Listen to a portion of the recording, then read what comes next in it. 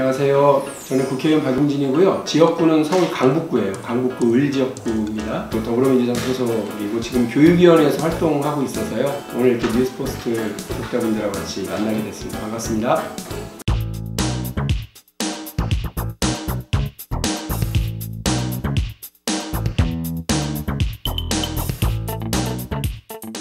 박용진 3법은 유치원의 어떤 고질적인 문제를 해결하기 위해서 아주 그냥 기초적인 문제, 아주 상식적인 문제들을 법 개정안에 담은 겁니다.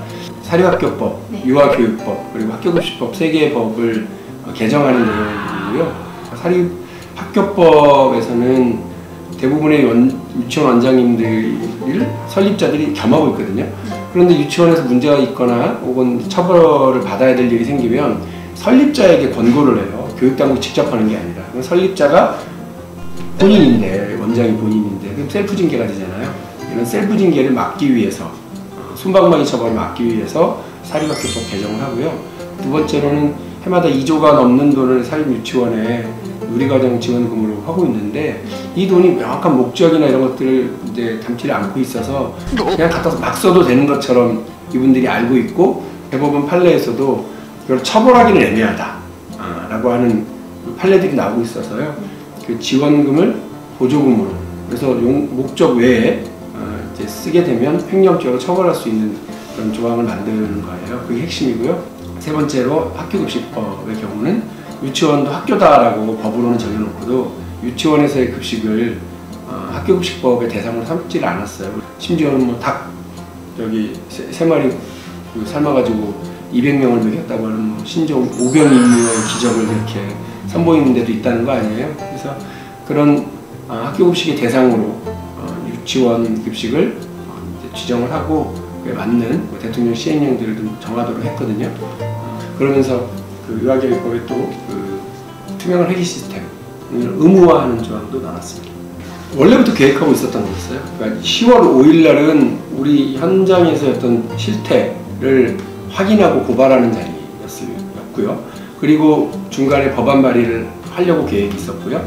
그리고 어제 10월이 다 가기 전에 유치원 비리를 근절하기 위한 박용진 3법에 대한 공청회, 의견을 듣는 자리인 거죠. 그런데 앞에 봤던 유치원들의 우리 유치원들이 힘들지 않으실 거라고 생각합니다. 그리고 하나만 더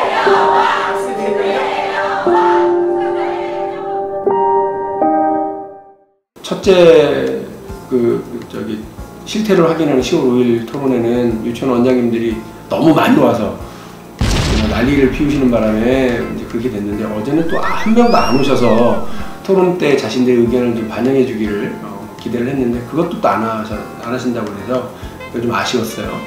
그리고 그럼에도 불구하고 중간에 법을 만들어서 당론으로 발의를 했고, 또 많은 국민들의 박수를 받으면서 어제 공청회를 진행을 했고 해서 원래 하려고 했었던 프로세스대로 밟아가고 있는 중입니다. 명단 발표하고 나서 어려운 건 없었어요. 명단 발표하기 전에가 힘들죠. 토론회를 한다고 그럴 때 저희 의원실로 막 찾아오고 압박 넣고 전화하고 문자 보내면서 문자 폭탄 이런 거 잘하시더라고요. 그런 것도 하고, 그리고 뭐 잘 알지도 못하면서 왜 이런 걸 쑤시고 댕기냐라고 하는 이야기, 그리고 뭐 안팎에서 그러지 말고 잘 대화로 좀 해결해라 라고 하는 은연중의 압박들도 많고, 그런 게 힘든 거예요. 그러니까 마치 내가 좀 화합적이지 못하고 문제 돌출형으로 제기만 하는, 폭로만 하는 이런 사람이 그냥 낙인 찍히는 게 되게 걱정스럽고 그런데 지금 말씀 들어보니까 되게 합리적인 사람 같죠? 네. 근데 그렇게 다르게 이렇게 이미지를 씌우면 또 그렇게 되거든요. 정치하는 사람으로서 그런 게 되게 부담스러운데, 그럼에도 불구하고 그런 문제는 잘 극복을 하고 공개했는데, 마침 국민들께서 그 문제에 대해서 같이 공분해 주시고 대안을 제시하는 것에 대해서 격려해 주시고 해서 오히려 문제를 제기하고 난 뒤에는 일이 많이 편해졌죠. 다행스럽게 생각합니다. 5천원, 만원, 2만원 이 정도의 소액이 상당히 많았어요. 소액 후원분들이 한 3천 몇백 명이 후원금을 넣어주셨다고 어제 보고를 받았는데, 그래서 정말 일찍 10월이 가기 전에 문을 닫았고, 후원금 계정을 닫았고요. 근데 그 보면 자기 이름으로 안 보내고 누구 엄마, 누구 누구 아빠 이렇게 해서 자기의 이름 이렇게 해서 응원을 보내는 분들, 그리고 저기 입근자 란에다가 응원의 메시지를 담긴 분들이 너무 많아서 어떤 분은 소액이라 죄송하다고 이렇게 해서 보내는 분도 있고, 그래서 정치하는 사람한테 최고의 에너지 국민들의 박수와 응원이거든요. 정말 이번에 고마운 경험을 하고 그냥 듬뿍했어요. 이 일이 그냥 묻힐 거라고 가장 걱정하는 건 저예요. 그냥 묻히면 저는 죽어요. 그래서 어쨌든 이 문제를 그러니까 제도 개선까지 가야 되거든요. 이게 근본적인 변화를 만들어내는 거니까 그 제도 개선이라고 하는 게 아까 말했던 박용진 3법이 이번 정기국회에서 개정되는 일인데, 그 키를 쥐고 있는 건 아무래도 제1야당인 자유한국당 아니겠어요? 지금까지 이분들 특별히 반대해야 할 이유가 없어요. 그래도 김병준 위원장이 열심히 잘하고 있다고 칭찬까지 했는데 이제 딴소리 하진 않겠죠. 다른 반대 의사를 표명하신 적도 없고, 그래서 합리적으로 상식적으로 생각하면 잘 되지 않을까 이런 생각입니다. 그 어디를 가더라도 우리 사회에 불합리하고 부조리한 일들은 늘 있더라고요.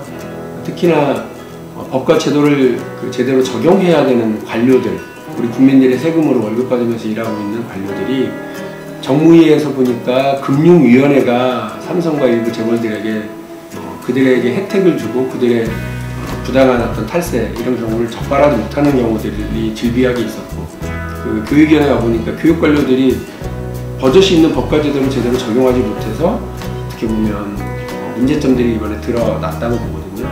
교육당국이 정신 차려야 된다고 생각하고요. 그리고 서울시뿐만이 아니라 각 시도교육청의 이 교육감님들 제발 좀 열심히 좀 일해 주십시오.